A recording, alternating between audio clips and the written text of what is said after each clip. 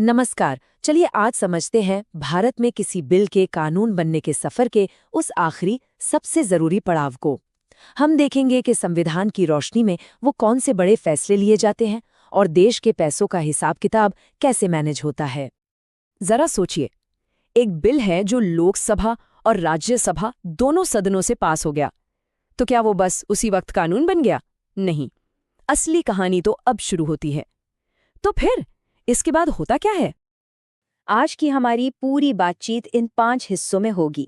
हम शुरू करेंगे राष्ट्रपति की फाइनल मोहर से, फिर सरकार के सालाना बजट को समझेंगे, खर्च के लिए पार्लियामेंट से मंजूरी कैसे मिलती है ये जानेंगे, फिर कुछ खास तरह के खर्चों को देखेंगे और आखिर में संसद में भाषा और नियम कैसे काम करते हैं इस पर भी बात करेंगे। तो हमारा पहला पड़ाव है राष्ट्रपति की मंजूरी। ये वो आखिरी मोहर है जो किसी भी बिल को एक असली कानून का रूप देती है। देखिए, आर्टिकल 111 के हिसाब से जब कोई बिल राष्ट्रपति के पास पहुंचता है तो उनके पास मोटे तौर पर 3 रास्ते होते हैं। पहला, वो अपनी सहमति दे दे और बिल फौरन एक कानून यानी एक्ट बन जाए। दूसरा, वो अपनी सहमति को रोक ले जिससे वो बिल वहीं खत्म हो जाता है। और तीसरा, वो उस बिल को एक बार फिर से सोचने के लिए संसद को वापस भेज सकते हैं।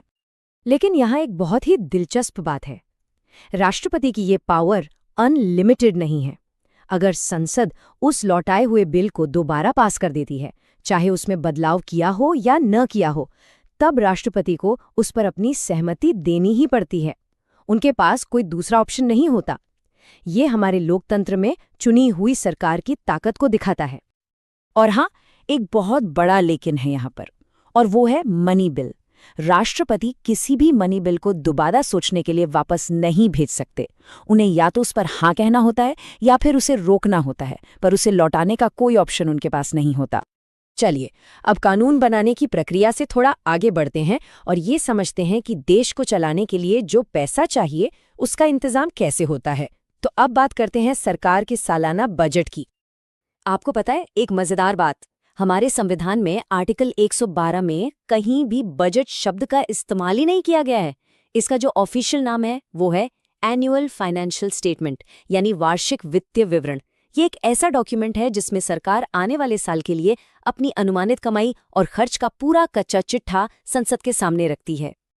इस बजट के मेनली 2 हिस्से होते हैं। एक है रेवेन्यू अकाउंट, जिसमें सरकार की रोजमर्रा की कमाई आती है, जैसे टैक्स वगैरह, और रोज के खर्चे जैसे सरकारी योजनाओं पर होने वाला खर्च। और दूसरा होता है कैपिटल अकाउंट। इसमें लंबी अवधि की चीजें आती हैं, जैसे सरकार का लोन लेना या फिर बड़े बड़े इंफ्रास्ट्रक्चर प्रोजेक्ट्स में पैसा लगाना। तो ठीक है, सरकार ने बजट पेश कर दिया, लेकिन क्या वो फौरन पैसा खर्च करना शुरू कर सकती है? बिल्कुल भी नहीं। अब आता है सबसे जरूरी कदम, हर एक रुपए के खर्च के लिए संसद की मंजूरी लेना। आर्टिकल 113 के तहत हर मंत्रालय अपने खर्चों की जरूरतों को डिमांड्स फॉर ग्रांट्स या अनुदान की मांगों के रूप में पेश करता है। और यहीं पर देखिए, लोकतंत्र की असली ताकत दिखती है। इन मांगों पर वोट करने का अधिकार सिर्फ और सिर्फ लोकसभा के पास होता है, क्योंकि उसके सदस्य सीधे जनता द्वारा चुने जाते हैं। राज्यसभा इस पर बहस कर सकती है, सुझाव दे सकती है, लेकिन वोट नहीं कर सकती। सीधा सा सिद्धांत है, जनता के पैसे पर कंट्रोल जनता के नुमाइंदों का ही होगा। एक बार जब लोकसभा इन सभी मांगों को पास कर देती है, तब सरकार को भारत की संचित निधि से, यानी उस सरकारी खजाने से जहां सारा पैसा जमा होता है, पैसा निकालने के लिए एक कानूनी इजाजत चाहिए होती है। ये इजाजत एक खास कानून के जरिए मिलती है, जिसे अप्रोप्रिएशन बिल या विनियोग विधेयक कहते हैं। आप इसे देश के खजाने की आखिरी चाबी समझ सकते हैं। इसके बिना एक भी रुपया खर्च नहीं हो सकता। लेकिन सोचिए, कुछ अलग सिचुएशन। मान लीजिए साल के बीच में अचानक और पैसे की जरूरत पड़ जाए, या फिर चुनाव के बाद नई सरकार बनी हो और उसे देश चलाने के लिए तुरंत पैसा चाहिए। तो इसके लिए भी हमारे संविधान में खास व्यवस्था की गई है। ऐसी ही सिचुएशन के लिए है आर्टिकल 115, जिसमें सप्लीमेंट्री ग्रांट यानी पूरक अनुदान का प्रावधान है। अगर किसी काम के लिए बजट में दिया गया पैसा साल के दौरान कम पड़ जाए, तो सरकार संसद से और पैसे की मांग कर सकती है। और फिर आता है वोट ऑन अकाउंट यानी लेखानुदान। इसे ऐसे समझिए, चुनाव हुए हैं, नई सरकार बनी है और उसे काम करने के लिए तुरंत पैसा चाहिए। लेकिन पूरा बजट पास होने में तो टाइम लगेगा ना। तो ऐसी स्थिति में लोकसभा सरकार को कुछ महीनों के जरूरी खर्चों के लिए एक एडवांस परमिशन दे देती है। इसी को वोट ऑन अकाउंट कहते हैं। और आखिर में है फाइनेंशियल बिल, यानी वित्तीय विधेयक। अब ये भी पैसे से ही जुड़ा है, पर यह मनी बिल का जुड़वा भाई नहीं है, थोड़ा अलग है। इसमें अक्सर नए टैक्स लगाने या पुराने टैक्स में बदलाव करने जैसे प्रस्ताव होते हैं, और मनी बिल की तरह ही इसे भी राष्ट्रपति की सिफारिश पर सिर्फ लोकसभा में ही पेश किया जा सकता है। तो हमने कानून और पैसे की सारी बातें समझ ली, पर यह सब काम होता कैसे है? मतलब संसद में नियम कायदे क्या हैं और कौन सी भाषा में ये सब कामकाज चलता है? चलिए अब इस पर भी एक नज़र डालते हैं। आर्टिकल 118 संसद के दोनों सदनों यानी लोकसभा और राज्यसभा को ये पावर देता है कि वो अपना कामकाज ठीक से चलाने के लिए खुद के नियम बना सके। मतलब हर सदन की अपनी एक रूल बुक होती है ताकि बहस से लेकर वोटिंग तक सब कुछ एक व्यवस्थित तरीके से चले। और भाषा का क्या?